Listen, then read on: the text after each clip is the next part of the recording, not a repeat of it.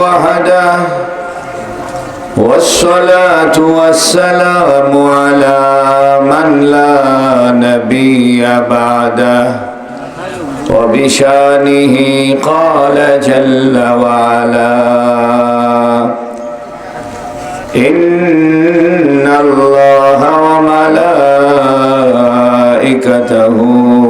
يصلون على النبي يا أيها الذين آمنوا صلوا عليه وسلموا تسليما درود إبراهيم পড়েন اللهم صل على محمد وعلى آل محمد كما صليت على إبراهيم وعلى آل إبراهيم إنك حميد مجيد اللهم بارك على محمد وعلى آل محمد كما باركت على إبراهيم وعلى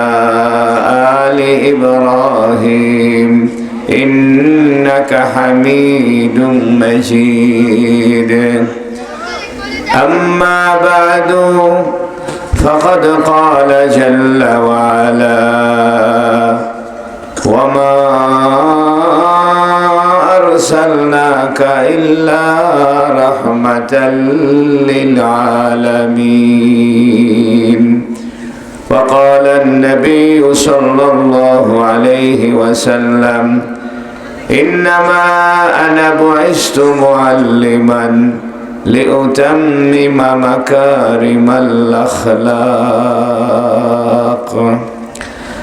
الحمد لله পূর্ব লক্ষ্মীকোলা ইসলামিক সমাজ কল্যাণ পরিষদ কর্তৃক আয়োজিত আজকের এই 15তম বার্ষিক ওয়াজ মাহফিলের মোহতারাম সভাপতি হযরতুল আল্লামা মাওলানা আশরাফ আলী নিজামী সাহেব মুহাদ্দিস জামিয়া নিজামিয়া দারুল উলুম বেতুয়া মাদ্রাসা সিরাজগঞ্জ হযরত ওলামায়ে কেরাম আমার সামনে বসা অত্র এলাকার দিনদার পরহেজগার মুরব্বিয়ানে কেরাম আমার যুবক ভাইয়েরা এবং পর্দার আড়ালে আমার মা ও বোনেরা আল্লাহ তাবারাকা ওয়া তাআলার বড় মেহেরবানি যে আল্লাহ রাব্বুল ইজ্জত আমাদেরকে একটি সাজানো গোছানো পৃথিবীতে প্রেরণ করার পরে আল্লাহর প্রতি ঈমান আনার তৌফিক দান করেছে বলুন আলহামদুলিল্লাহ। বন্ধুরা আমার, দুনিয়াতে আসার আগেই আল্লাহ আমাদের জন্য দুনিয়াতে যা দরকার সব কিছু আগে ভাগে পাঠায় দিয়েছেন। দুনিয়াতে থাকার জন্য বাতাস দরকার, আল্লাহ বাতাস আগেই দুনিয়াতে ফ্রি করে দিয়েছেন, ঠিক কি না? বাতাস ছাড়া কি আমরা কেউ বাঁচতাম বাপজান? বাতাস যদি টাকা দিয়ে কিনা লাগতো তাহলে আমাদের খবর হয়ে যেত, ঠিক না? দুনিয়াতে থাকার জন্য আমাদের পানি দরকার, আমরা দুনিয়াতে আসার আগেই আল্লাহ আমাদের জন্য পানির ব্যবস্থা দুনিয়াতে করে রাখছেন। দুনিয়াতে থাকার জন্য সূর্যের আলো দরকার, আল্লাহ আমাদের জন্য সূর্যের ব্যবস্থা দুনিয়াতে আসার আগেই করে রাখছেন। এমনকি আমরা মায়ের পেটে থাকতেই আল্লাহ মায়ের স্তনে দুধের ব্যবস্থা করছেন, ঠিক কিনা? বন্ধু আমার, ভাইরা আমার, পৃথিবীতে থাকার জন্য যা যা দরকার হয় এগুলোর নাম হলো নিয়ামত। আরবিতে বলা হয় নেমার রাজুলু জাইদুন, জায়েদ ছেলেটা খুব ভালো, যে জিনিসটা ভালো লাগে, উপকারী হয়, দরকারি হয়, ওই জিনিসের নাম হলো নিয়ামত। আল্লাহ কোরআনে বলছেন ওয়া ইন তাউদ্দু নি'মাতাল্লাহ, হে দুনিয়ার মানুষ, তোমরা যদি আল্লাহর নিয়ামতকে গণনা করতে চাও কোনো দিন গণনা করে শেষ করতে পারবা না। আল্লাহু আকবার। বন্ধু আমার, সূরা রহমানের ভিতরে আল্লাহ বারবার বলছেন ফাবিআইয়ি আলাই রাব্বিকুমা তুকাজ্জিবান। ও দুনিয়ার মানুষ, জিন আর ইনসান, তোমরা তোমাদের রবের কোন কোন নিয়ামতকে অস্বীকার করবা? বন্ধুরে আমার, আল্লাহ পাক আমাদের জন্য পানির নিয়ামত দিয়েছে, ঠিক কিনা? পানি কি কোনো বিজ্ঞানী বানাইছে বাবজান? আল্লাহ পাক কোরআনে বলছেন ওয়া আনজালা মিনাস সামাই মা, আমি আকাশ থেকে বৃষ্টির পানি দিই, ফাআখরাজা বিহি মিনাস সামারাতি রিজকাল লাকুম, আসমানের পানি তোমাদের জমিনে পড়ে, অতঃপর আমি আল্লাহ জমিন থেকে তোমার জন্য খাবারের ব্যবস্থা করে দিই। জমিন থেকে ধান বাইর করে কে? জমিন থেকে কাঁচামরিচ বাইর করে দেয় কে? ও বন্ধু আমার, একটা কথা খেয়াল করেন তো, পৃথিবীর কোনো বিজ্ঞানী একটা কাঁচামরিচ বানাইতে পারবে না, একটা টমেটো বানাইতে পারবে না, একটা ধান বানাইতে পারবে না। বানায় দিছে কে? আল্লাহ কোরআনে বলছেন আআনতুম তাখলুকুনাহু আম নাহনুল খালিকুন। হে দুনিয়ার মানুষ, তোমরা সৃষ্টি করো না, আমি সৃষ্টি করি। আআনতুম তাজরাউনাহু আম নাহনুজ জারিউন। তোমরা ফসল ফলাও না, আমি আল্লাহ ফসল ফলাই। যে আল্লাহর নিয়ামত ভোগ করি, সেই আল্লাহর সাথে ভাব লাগানোর দরকার আছে কি নাই? যে আল্লাহ আমার জন্য আসমান থেকে পানি দেয়, জমিন থেকে কাঁচামরিচ বাইর করে খাওয়ায়, টকটক তেঁতুল বাইর করে খাওয়ায়, গরুর ভিতর থেকে দুধ বাইর করে খাওয়ায়, মুরগির ভিতর থেকে ডিম বাইর করে খাওয়ায়, ওই আল্লাহর জন্য 5 ওয়াক্ত নামাজে সেজদায় পড়ার দরকার আছে কিনা? আল্লাহর কুদরত খেয়াল করেন বাপজান। কাঁচামরিচ খেতে কেমন লাগে? আচ্ছা, কাঁচামরিচ যে মাটিতে হয়েছে, ওই মাটি চিমটি দিয়ে মুখে দিলে কি ঝাল লাগে? তেঁতুল খাইতে কেমন লাগে? তেঁতুল গাছের নিচে যে মাটি আছে, ওটা মুখে দিলে কি টক লাগে? বন্ধু আমার, খেয়াল করার দরকার। আল্লাহর কুদরত দেখেন। আমার আল্লাহ কত বড় বানানেওয়ালা। জমিনের ভিতরে একটা কাঁচামরিচের গাছ লাগায় দেন, আমার আল্লাহ ঝাল ঝাল কাঁচামরিচ বাইর করে দিবে। 2 হাত পরে একটা তেঁতুলের গাছ লাগায় দেন, আমার আল্লাহ টক টক তেঁতুল বাইর করে খাওয়াবে। 3 হাত পরে একটা নিমের গাছ লাগায় দেন, আমার আল্লাহ তিতে তিতে নিমের গোটা বাইর করে দেখাবে। 5 হাত পরে একটা খেজুরের গাছ লাগায় দেন, শুকনা খটখটা খেজুরের গাছের ভিতর থেকে শীতকালে মিষ্টি মিষ্টি রসকে বাইর করে দেয়। বন্ধু আমার, আল্লাহ তাই বলতেছেন ইয়া মাশারাল জিন্নি ওয়াল ইনসি, এ দুনিয়ার জিন আর ইনসান, ইন ইসতাতা'তুম আন তানফুযু মিন আকতারিস সামাওয়াতি ওয়াল আরদি ফানফুযু। আসমান আর জমিনের সীমানার বাইরে যদি যেতে চাও, বাইরে যেতে পারবা না। আমি তোমার জন্য নির্ধারিত একটা জায়গা বানাইলাম, আসমান আর জমিনের মাঝখানে তোমাকে থাকতে হবে। কিছুদিনের জন্য থাকবে, এরপরে আমি তোমাকে আস্তে করে টান দিব। তুমি এখানে চিরজীবন থাকতে পারবা না। এক সময় পার হলে তোমাকে আমি আস্তে করে কবরে নিয়ে আসব। হাসরের ময়দান পর্যন্ত কবরে থাকবে, এরপরে হিসাব নিকাশ হবে। কিসের হিসাব? কয় দুনিয়াতে কেমনে চলাফেরা করছো, কেমনে কামাই রোজগার করছো, কিভাবে চলাফেরা করছো, তোমার জীবনের প্রত্যেকটা হিসাব আমার সামনে দিতে হবে। দুনিয়ার জিন্দেগি যাতে ভালো হয়, দুনিয়াতে যেন আমরা শান্তিতে থাকি, আখিরাতে যেন জান্নাত পাই, এজন্য আল্লাহ একটা দুনিয়াতে মডেল পাঠায় দিছে। আল্লাহ কয় বান্দা, তুমি দুনিয়াতে কেমনে ব্যবসা করবে, কেমনে বিয়ে শাদী করবে, কেমনে পায়খানা পেশাব করবে, কেমনে বাজার করবে, কেমনে ছেলেমেয়ের সঙ্গে ব্যবহার করবে, কিভাবে ঘুমাইবে, কিভাবে পায়খানা পেশাব করবে, এগুলার নিয়ম জানার জন্য আমি একজন মহামানুষ পাঠায় দিলাম। এমন একজন মানুষ দিলাম যে মানুষটা জীবনে মিথ্যা বলে নাই। আল্লাহু আকবার। এমন একজন মানুষ তোমাদের সামনে পাঠালাম যে মানুষটা জীবনে কাউকে গালি দেয় নাই। এমন একজন মানুষ তোমাদের সামনে দিলাম যে মানুষটা রহমতের মানুষ, বরকতের মানুষ। আল্লাহু আকবার। কিসের মানুষ বাবজান? রহমত, বরকত। বরকত কি জিনিস? অনেকে বলে হুজুর আমি একটা নতুন দোকান দিছি, আমার জন্য বরকতের দোয়া করেন।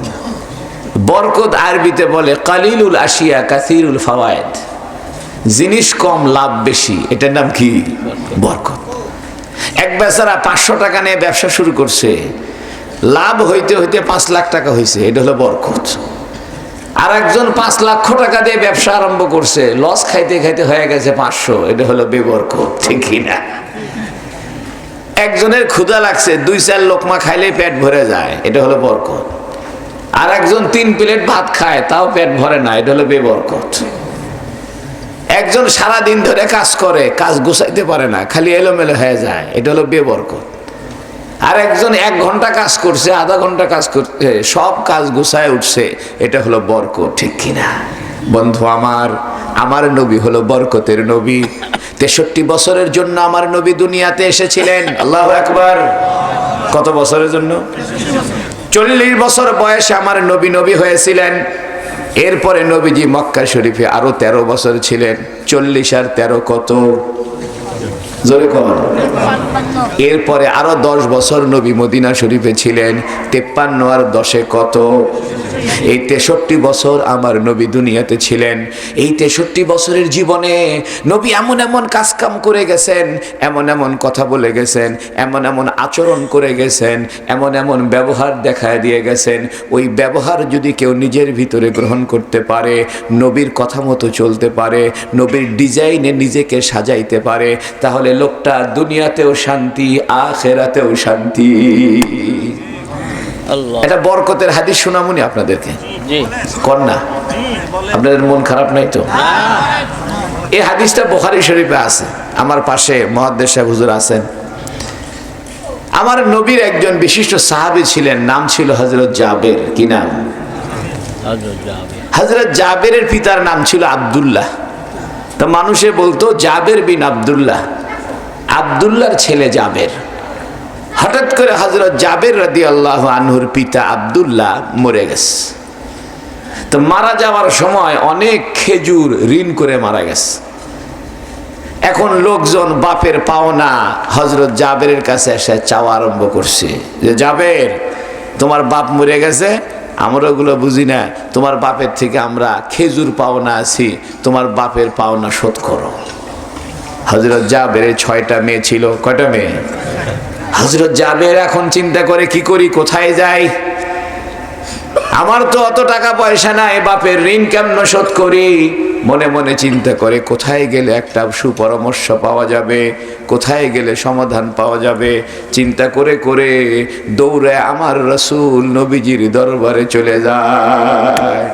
যা বলে, ইয়া রাসূলুল্লাহ, আমার নাম জাবের, আমার আব্বা ইন্তেকাল করেছে, ইন্তেকাল করার সময় অনেক খেজুর ঋণগ্রস্ত হয়ে মারা গেছে। ইয়া রাসূলুল্লাহ, ইয়া হাবিবাল্লাহ, আমার ছোট্ট একটা বাগান আছে, আগামীকাল ওই বাগান থেকে আমি খেজুর কেটে আনবো, তবে যে পরিমাণ খেজুর আমি পাবো ওই পরিমাণ খেজুর দিয়ে আমার বাপের পাওনা শোধ হবে না। ইয়া রাসূলুল্লাহ, আমি আপনার কাছে আসছি, আপনি আগামীকাল আমার বাসায় একটু সকালবেলা আসবেন। যখন আমার বাপের পাওনাদাররা ভিড় করবে, তারা তো খেজুর পাবে না, কারণ বাপের পাওনা বেশি, আমার খেজুর অল্প। তবে আপনি যদি আমার বাড়িতে উপস্থিত থাকেন, যখন আমার বাপের পাওনাদাররা আসবে, আপনার নুরানি চেহারা দেখে হইচই করবে না, চিল্লা চিল্লি করবে না। ইয়া রাসূলুল্লাহ, আপনি যদি আমার বাসায় কিছুক্ষণ অবস্থান করেন, তাহলে লোকজনের ভিতরে চিল্লা চিল্লি হবে না। যে ব্যক্তি 10 মণ খেজুর পাইতো, সে হয়তো 2 মণ মাফ করে দিবে। যে ব্যক্তি 5 মণ পাইতো, সে হয়তো 1 মণ মাফ করে দিবে, অথবা আমাকে একটু সময় বৃদ্ধি করে দিবে। ইয়া রাসূলুল্লাহ, আপনার সম্মানের চেহারা দেখলে মানুষে গালিগালাজ করবে না। বাস্তবেই নবীর চেহারার ভিতরে একটা সম্মানের ভয় ছিল। আল্লাহু আকবার। এটাকে আরবিতে রব বলে। রব মানে মর্যাদার ভয়, সম্মানের ভয়। নবী যেখানে দাঁড়াইতেন সেখানে ঝগড়া বন্ধ। আল্লাহু আকবার। তাহলে একটা কথা মনে উঠছে, আমি একবার মক্কা শরীফ থেকে জেদ্দাতে যাচ্ছি একটা গাড়িতে চড়ে। জেদ্দাতে আমার এক দোস্ত থাকে, তার সাথে দেখা করব। তো যে গাড়িতে উঠে জেদ্দা যাচ্ছি, জেদ্দা শহরে ঢুকেই গেছি, হঠাৎ করে আমার গাড়ির সাথে আর এক গাড়ি এসে ধাক্কা লাগছে। ধাক্কা লাগে আমার গাড়ির রং চটে গেছে। তা আমার ড্রাইভার খেপে যারা বলতেছে, আনতা হেমার, তুমি গাধা। ওই ড্রাইভার আবার আমার ড্রাইভারকে গালি দিচ্ছে, আনতা কালব, তুমি কুকুর। তা লাগছে দুইজনে ঝগড়া। এখন সৌদি আরবের নিয়ম হলো যদি গাড়ি অ্যাক্সিডেন্ট হয় বা ধাক্কা খায় তাহলে গাড়ি নড়াচড়া করা নিষেধ। পুলিশ আসবে, ফটো তুলবে, দেখবে কার দোষ, কতটুকু দোষ আছে, সেই দোষ অনুযায়ী বিচার করে ফাইন দিয়ে তারপরে বিদায়। তা এখন তো অনেক সময় লাগবে, ঘন্টাখানেক সময় লাগবে। আমি এখন বসে বসে যে দরুদ শরীফ পড়তেছি, এর মধ্যে হঠাৎ করে দেখি একটা সৌদি আরবের যুবক ছেলে দৌড়ে আসে, দুই ড্রাইভারের মাঝখানে দাঁড়ায় বলতেছে, সল্লি আলা মুহাম্মদ, মুহাম্মদ সাল্লাল্লাহু আলাইহি ওয়াসাল্লামের উপরে দরুদ পাঠ করো। এ কথা বলার সাথে সাথে দুই ড্রাইভারের ঝগড়া বন্ধ, দুইজনে কোলাকুলি করে যার যার মতো বিদায় হয়ে গেল। বন্ধু আমার, যেখানে দরুদ শরীফ পাঠ করা হয় সেখানে ঝগড়া বন্ধ হয়ে যায়, যেখানে রাগারাগি হয় সেখানে দরুদ শরীফ পড়লে রাগারাগি বন্ধ হয়ে যায়। আমার মা বোনেরা রে, আপনাদেরকে একটা আমল শিখায় দিই, যদি স্বামীর সাথে ঝগড়া লাগে কয়েকবার দরুদ শরীফ পড়বেন। দরুদ শরীফ পড়লে স্বামীর ঝগড়া পানি হয়ে যায়। ও বন্ধু আমার, নবী যেহেতু কোনোদিন মানুষের উপরে অযথা রাগারাগি করে নাই, ব্যক্তিগত কারণে কোনোদিন নবী কাউকে গালি দেয় নাই, ব্যক্তিগত কারণে নবী কোনোদিন কারোর সাথে ঝগড়া করে নাই, নবী কোনোদিন কারো উপরে অযথা রাগ দেখাইতো না। এই জন্য দরুদের আমলের একটা ফজিলত হইল, দরুদ শরীফ পড়লে রাগ কমে যায়, দরুদ শরীফ পড়লে ঝগড়া বন্ধ হয়ে যায়। আমার মা বোনেরা বাড়িতে বসে আছেন, দরুদ শরীফ পড়তে থাকেন। বাড়িতে বসে বসে ভাত রান্না করতেছেন, জবানকে বন্ধ রাখিয়েন না, দরুদের আমল করতে থাকেন, লা ইলাহা ইল্লাল্লাহর জিকির করতে থাকেন, সুবহানাল্লাহ সুবহানাল্লাহর জিকির করতে থাকেন। আমার মা বোনেরা রে, হাদিস শরীফে আছে যে ব্যক্তি জিকির করে করে তার জবানকে তরুতাজা রাখবে, কাল কিয়ামতের ময়দানে লোকটা হাসতে হাসতে জান্নাতে চলে যাবে। আপনাদের কষ্ট হচ্ছে না তো? হযরতে জাবের রাদিয়াল্লাহু আনহুর আব্বা বেঁচে আছে না মারা গেছে? খেজুর ঋণ করছে না করে নাই? করছে। দৌড়ে গেছে কার কাছে? নবীর কাছে। এখান থেকে বোঝা যায় জনগণের যদি সাহাবীদের কোনো অসুবিধা হইলে নবীর কাছে দৌড়ে যাইতো।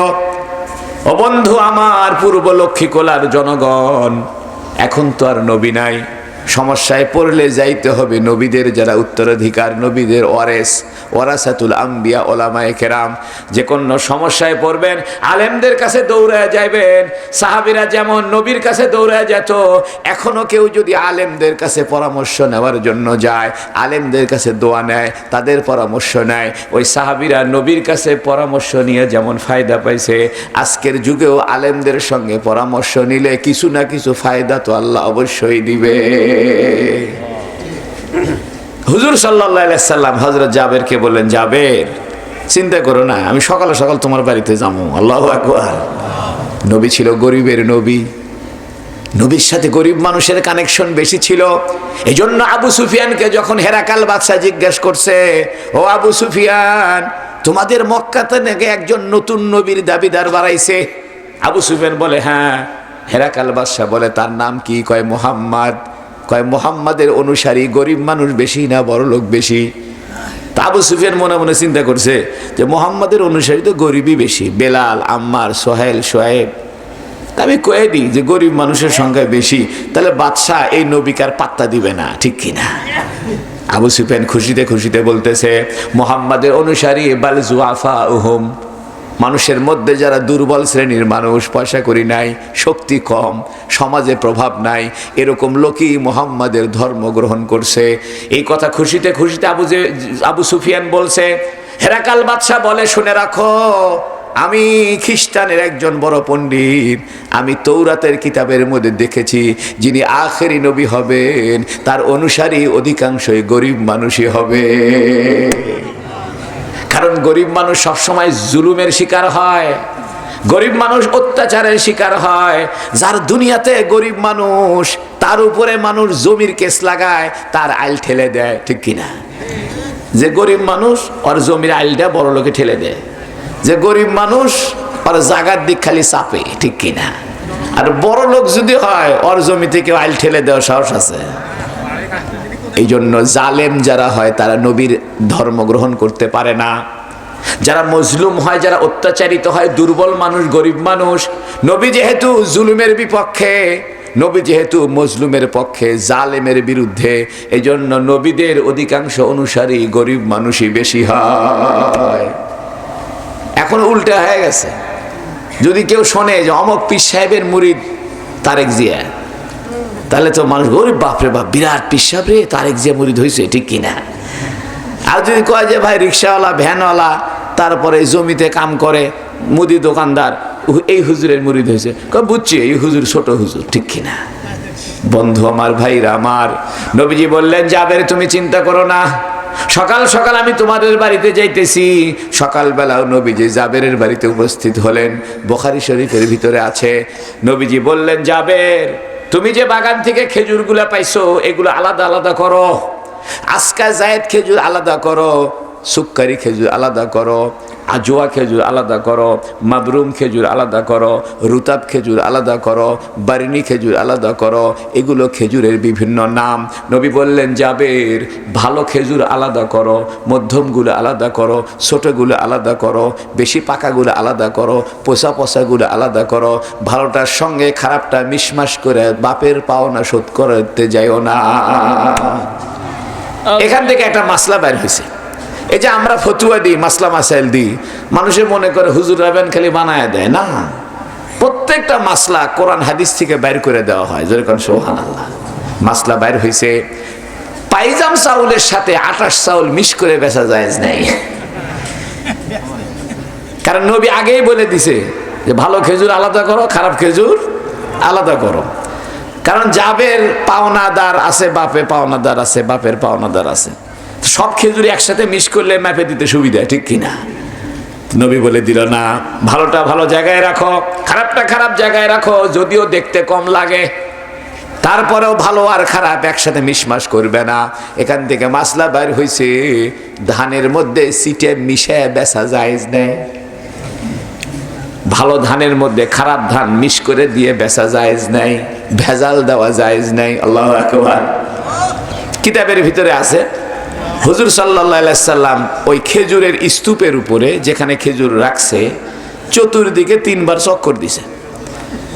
আর এক কিতাবে আছে নবীজি বললেন জাবের এটা কাপড় আনো তো।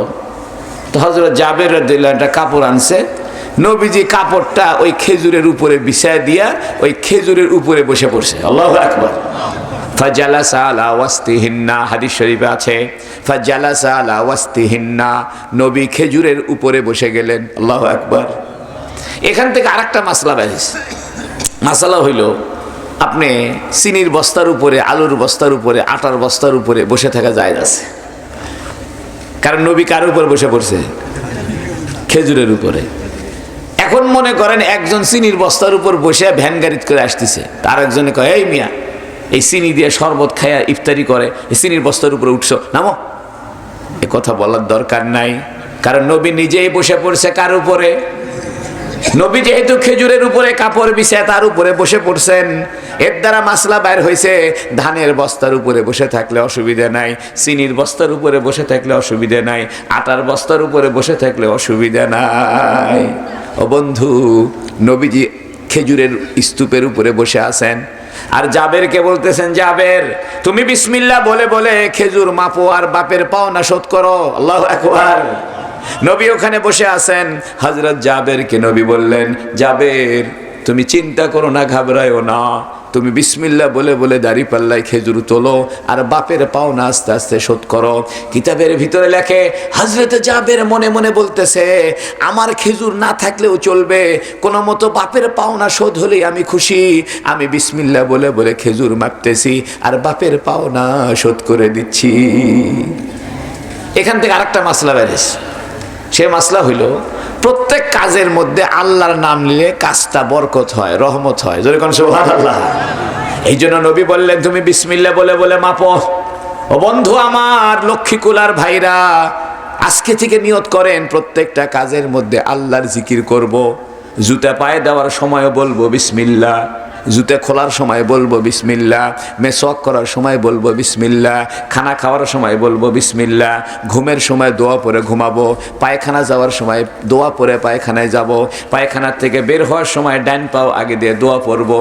ও বন্ধু, যে ব্যক্তি সব কাজের মধ্যে বিসমিল্লাহ বলে, কুল্লু আমরিন জিবালিন, হাদিস শরীফে নবীজি বলতেছেন প্রত্যেক গুরুত্বপূর্ণ কাজের মধ্যে বিসমিল্লাহ বলো। কুল্লু আমরিন জিবালিন লাম ইউবদা বিসমিল্লাহ, প্রত্যেক গুরুত্বপূর্ণ কাজ যেটা বিসমিল্লাহ দিয়ে আরম্ভ করা হয় না, ওই কাজটা নষ্ট হয়, ওই কাজটা ধ্বংস হয়, এলোমেলো হয়ে যায়, লেস কাটা হয়ে যায়, অপূর্ণাঙ্গ হয়ে যায়। আর যে কাজের মধ্যে আল্লাহর নাম নেওয়া হয়, ওই কাজটা সহজে হয়ে যায়, তাড়াতাড়ি হয়ে যায়, ওই কাজের সব বালা মুসিবত দূর হয়ে যায়। আজকে থেকে নিয়ত করেন না বাপজান, প্রত্যেক কাজের মধ্যে বিসমিল্লাহ বলবেন। আমার মা বোনেরা রে, চুলের মধ্যে চিরুনি দিচ্ছেন, বিসমিল্লাহ বলে চিরুনিটা দেন। মাথার মধ্যে তেল লাগাইতেছেন, বিসমিল্লাহ বলে মাথায় তেলটা দেন। গায়ে সাবান দিচ্ছেন, বিসমিল্লাহ বলে সাবান দেন। প্রত্যেক কাজের মধ্যে বিসমিল্লাহ বলবেন। ও মায়েরা, আপনারা যদি জিকির করে করে খানা তৈরি করেন, ভাত রান্না করতেছেন জিকির করে ভাত রান্ধেন, মাছ রান্না করতেছেন জিকিরের সাথে মাছ রান্না করেন, আলু ভর্তা বানাইতেছেন বিসমিল্লাহ বলে আলু ভর্তা বানান। কিতাবের মধ্যে লিখছে, মানুষ যখন জিকির করে ওই জিকিরের প্রভাব তার চতুর্দিকে ছড়িয়ে পড়ে। ও বন্ধু, আমার মা বোনেরা যদি জিকিরের সাথে খানা তৈরি করে, ওই খানা যার পেটের মধ্যে যাবে তার দিলের ভিতরে নূর পয়দা হবে। আপনার স্বামী স্ত্রী ঝগড়া লাগবে না যদি আপনি জিকিরের সাথে খানা তৈরি করেন। আপনার ছেলের সঙ্গে ঝগড়া হবে না যদি আপনি জিকিরের সঙ্গে খানা তৈরি করেন। কারণ জিকির একটা নূর, কারেন্টের যেমন শক্তি আছে, তারের ভিতর দিয়ে কারেন্ট পার হয়ে বাতি জ্বলছে, জিকিরের শক্তি আছে কি নাই? দেখেন জিকিরের কি শক্তি। আপনাদের কষ্ট হচ্ছে না তো? হযরত খাজা মুঈনুদ্দিন চিশতি রহমাতুল্লাহ আলাইহি নাম শুনছেন না? উনি একজন বড় বুজুর্গ ছিলেন, আল্লাহর ওলি ছিলেন। উনি একজন বড় জাকের, জিকির করে নেওয়ালা, 24 ঘন্টায় জিকিরে থাকতেন। উনি দিল্লি থেকে আজমির শরীফ যাচ্ছেন, রাস্তার দুই ধারে প্রায় 60,000 মানুষ দাঁড়ায় গেছে, বেশিরভাগই হিন্দু। এরা বলতেছে, আজ মুসলমানের কি দেবতা যা রাহে হ্যাঁ, চলো হাম লোক দেখকে আয়ে। আজকে মুসলমানদের দেবতা যাচ্ছে, চলো একটু দেখে আসি। কারণ হিন্দুদের কাছে বট গাছ দেখলেও নমস্কার করে, ঠিক না? সাপ দেখলেও নমস্কার করে, বান্দর দেখলেও নমস্কার করে। তা খাজা মুঈনুদ্দিন চিশতি রহমাতুল্লাহ চেহারা ছিল নুরানি চেহারা, জিকিরের চেহারা। যেরকম সুবহানাল্লাহ। কিতাবের ভিতরে লিখছে, খাজা মুঈনুদ্দিন চিশতি রহমাতুল্লাহ একজন জাকের ছিলেন, একজন আল্লাহর ওলি ছিলেন। তিনি যখন রাস্তা দিয়ে যাইতেন, মানুষ তাকে দেখার জন্য রাস্তায় দাঁড়ায় যাইত, বসে থাকতে পারতো না মানুষে। দোকানদারে বাদ দিয়ে দাঁড়ায় যাইত, তার চেহারার নূর দেখে, আকর্ষণ দেখা।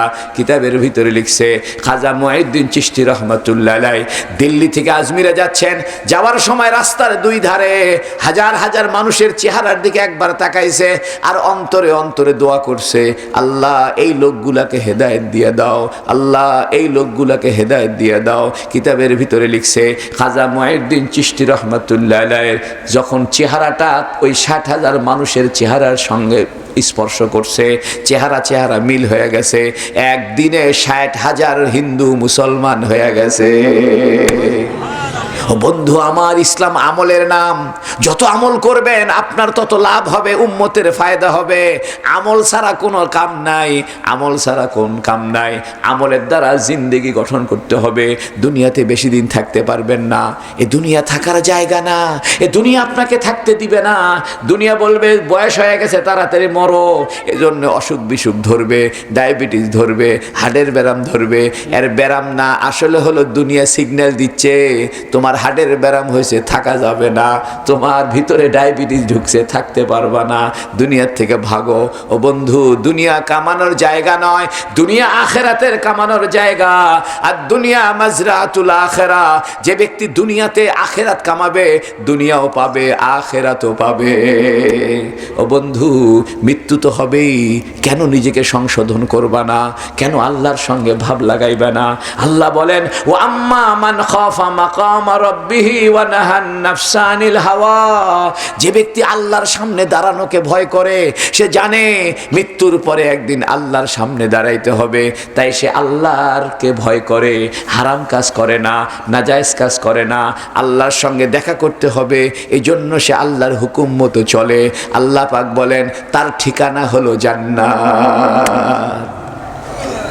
নবী আলাইহিস সালাম হযরত জাবেরের বাড়িতে গেছে, মনে আছে তো?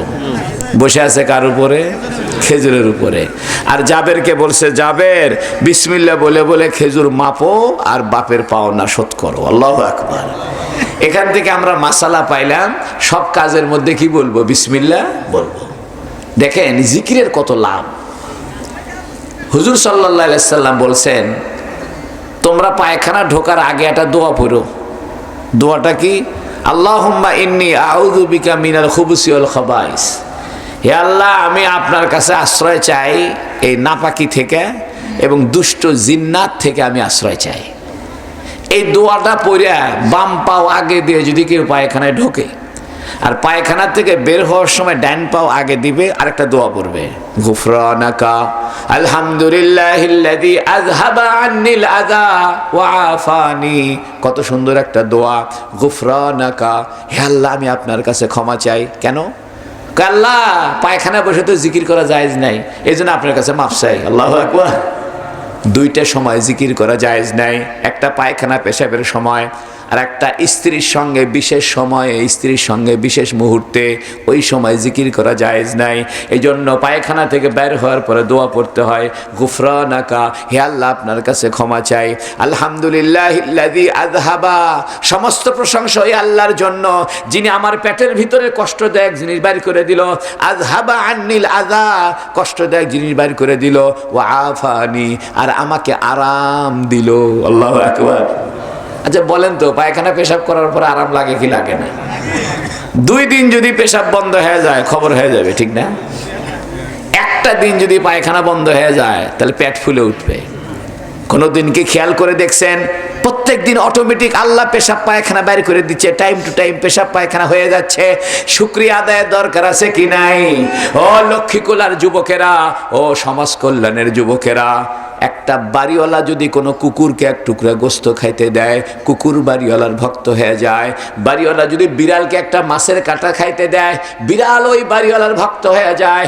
আল্লাহ তোমাকে কত কিছু দিল, আসমান থেকে বৃষ্টির পানি দিল, জমিন থেকে খাবার বের করে দিল, গরুর ভিতর থেকে দুধ বের করে দিল, খেজুরের গাছের ভিতর থেকে রস বের করে দিল, মাটির থেকে টমেটো বের করে খাওয়ায়, শশা বের করে খাওয়ায়, সিম বের করে খাওয়ায়, কপি বের করে খাওয়ায়। এগুলো জীবনে গণনা করে শেষ করতে পারবা না, এত কিছু আল্লাহ তোমারে খাওয়াইলো।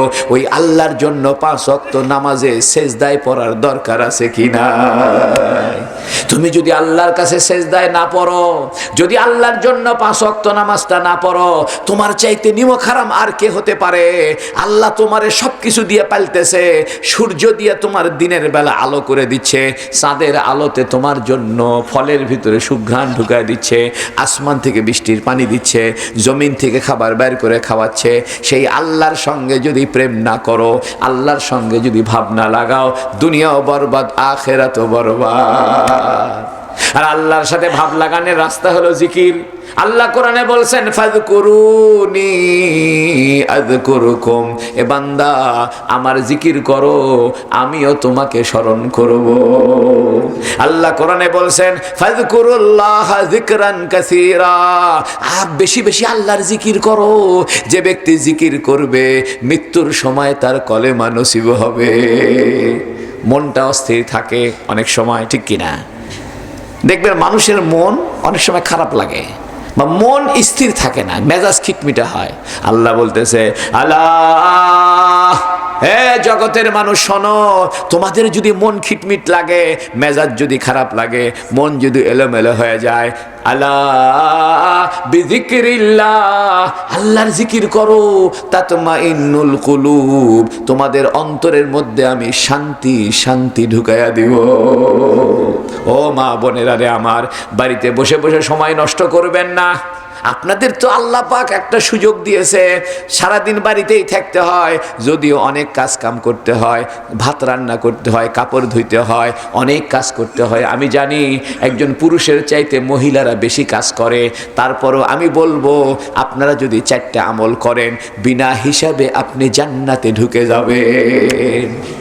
মহিলাদের এই 4টা কথা বলবো।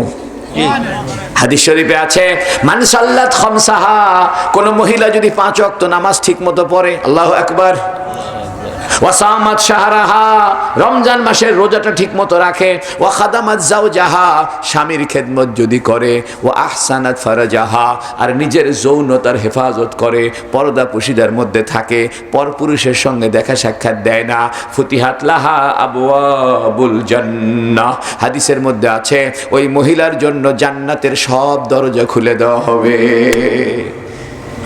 মহিলাদের কপাল ভালো, বিনা খাটনিতে সব পাবে। কিরকম? আমার বিবি আমারে কয় যে তোমার পাঞ্জাবি ধুইতে দিতে আমার কাম সারা, কারণ আমি সাদা পাঞ্জাবি পরি, 2 দিন পরে পরে পাঞ্জাবি পাল্টাই, তাহলে আমার বইয়ের কষ্ট, এই শীতকালে কাপড় ধোয়া কষ্ট না? আমি বললাম যে শোনো, আমি কারবালা মাদ্রাসায় বুখারী শরীফ পড়াই, চকসুতরু মাদ্রাসায় বুখারী শরীফ পড়াই, ওয়াজ করি, জুমার নামাজ পড়াই, এ যত সোয়াব কামাই করি সব সোয়াবের একটা ভাগ আর তুমিও হইবে। সুবহানাল্লাহ। আমারে কয় হ্যাঁ আপনি ইয়ার কি করেন? আমি জানি ইয়ার কি না, কারণ তুমি যে আমার কাপড় ধুয়ে দিলে, না ধুয়ে দিলে আমি কি কাপড় পরে যাইতাম, আমারে তো খালি গাও হয়ে যা লাগতো। তুমি সকালবেলা নাস্তা বানায় দিছো দেখে তো আমি নাস্তা খাইলাম, খাওয়ার দ্বারা আমার শক্তি তাজা হয়েছে, শরীর তাজা হয়েছে, তারপরে মাদ্রাসায় যায় সবক পড়াইছি, ক্লাস করছি, তাহলে ক্লাস করে যে সোয়াব পাইছি ওই সোয়াবের একটা ভাগও তুমি পাইবে, কারণ তুমি আমারে ভাত খাওয়াইছো সকালবেলা, ঠিক কিনা? ইন্নামাল আমালু বিন্নিয়াত। আমার মহিলারা যদি নিয়তটা একটু সহি করে, সংসারের মধ্যে খ্যাটম্যাট না করে, একটু যদি ধৈর্য ধারণ করে, আর যদি মনে মনে নিয়ত করে আমি যে সংসারের কাজ কাম করি, ভাত রান্না করি, কাপড় ধুয়ে দিই, সংসারের কাম করি, এই কামের দ্বারা আমার স্বামী যেটা নামাজ পড়বে, আমার ছেলে নামাজ পড়বে, এই সবগুলোর সওয়াব ওই মহিলার আমল নামায় ঢুকে যাবে। তাই নবী বলছেন মান সাল্লাত খামসাহা, মহিলাদের বেশি আমল করতে হয় না যদি নামাজটা ঠিক মতো পড়ে। তবে আমাদের মা বোনদের নামাজ পড়ে, সমস্যা হইল জোহর নামাজ পড়তে পড়তে 3:30 বাজেছে, ঠিক কিনা? ওই ল্যাপ ধোয়, বিছনা চাদর ধোয়, বালিশের কভার ধোয়, ঘর ল্যাপে, পাতিল ল্যাপে, এইগুলো করতে করতে করতে করতে জোহর পড়তে পড়তে 3:30। এই কাম করবেন না।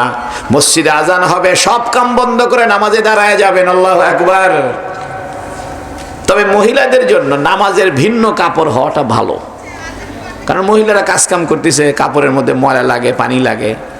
নামাজের সময় হবে একটা বড় একটা ম্যাক্সি বানাবেন, বড় একটা কাপড় বানাবেন, ওই কাপড়টা গায়ে দিয়ে আল্লাহু আকবার নামাজ পড়ে আবার সংসারের কাম করেন। সব সংসারের কাম আগে, নামাজ পড়ে, এর মানে আপনার কাছে সংসারের দাম বেশি, নামাজের দাম কম, ঠিক কিনা? নামাজের দাম যদি বেশি হইতো নামাজটা টাইম মতো পড়ে নিতেন।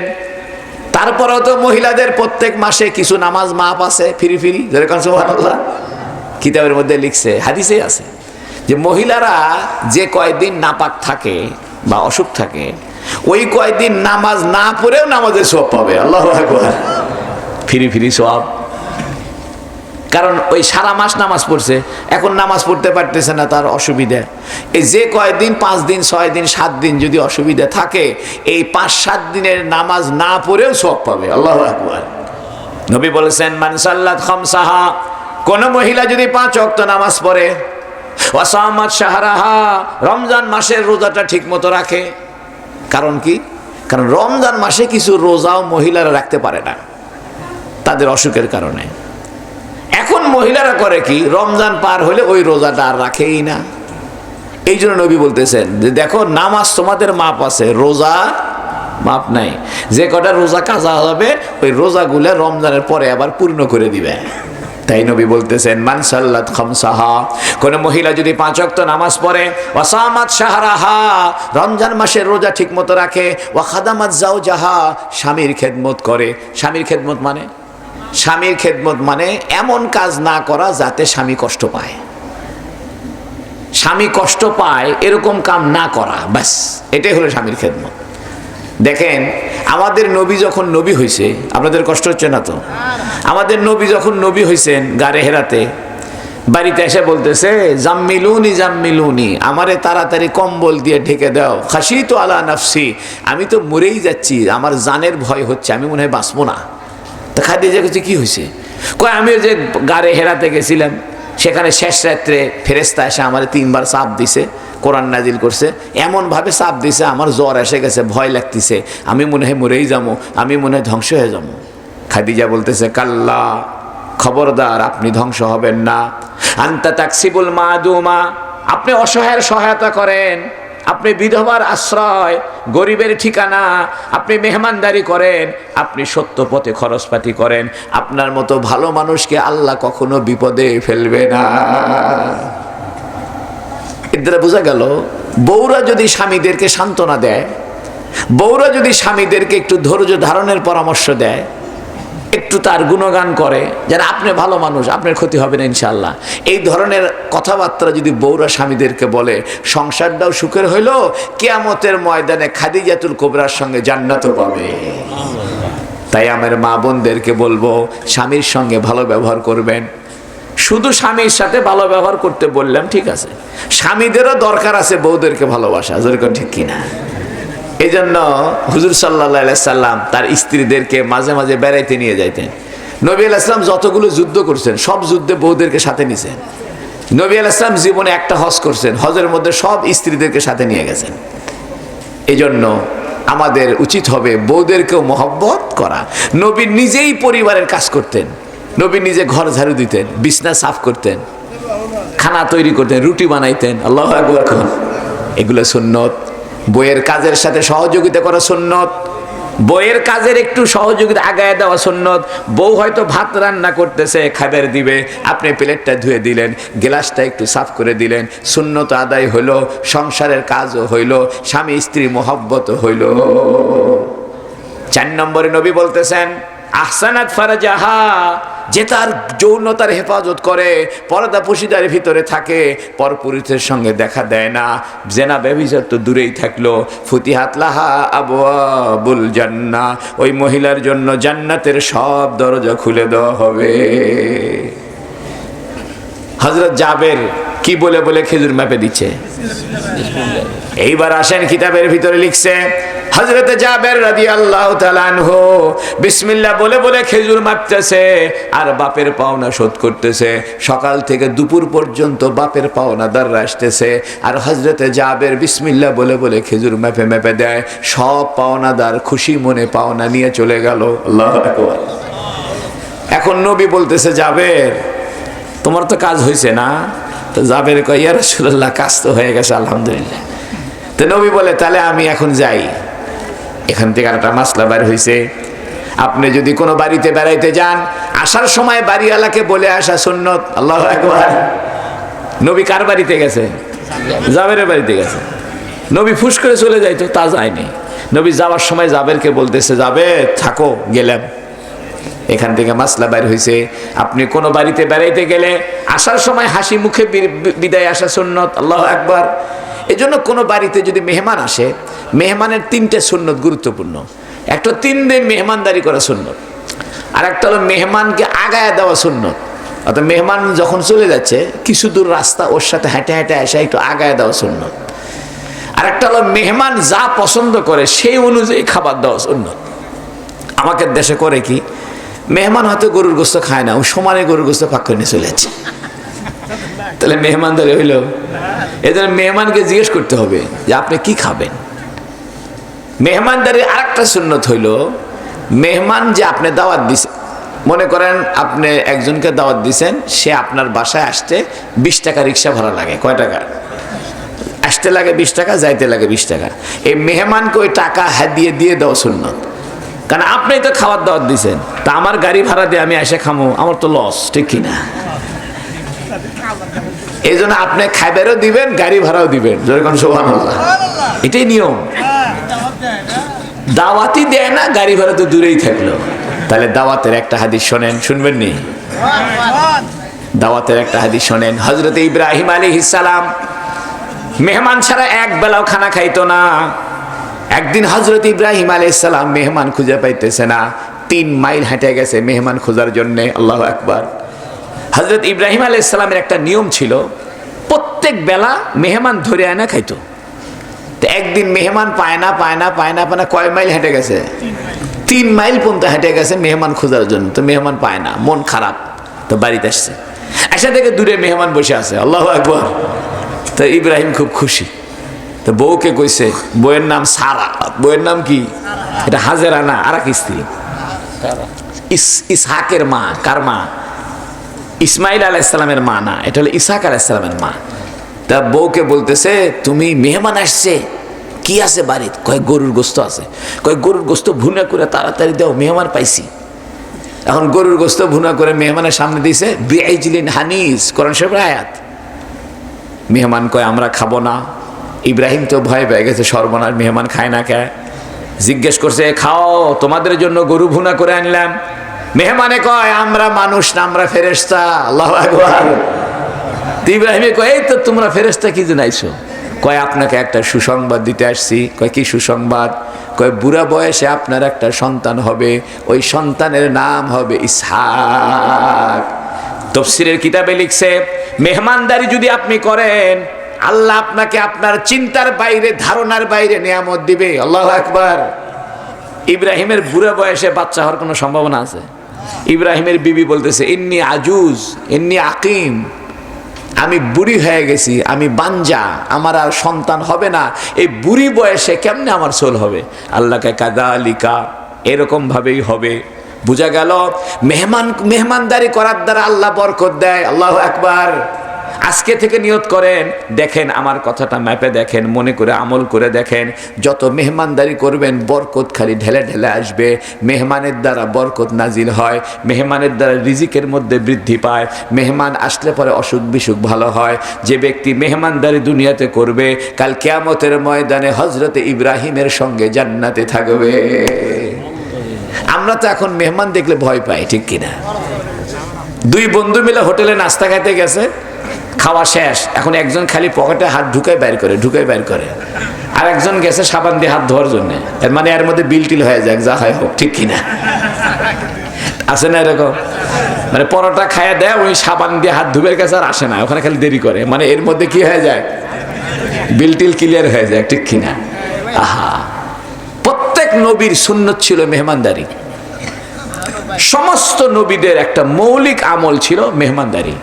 আজকে দুনিয়া থেকে মেহমানদারি উঠে গেছে।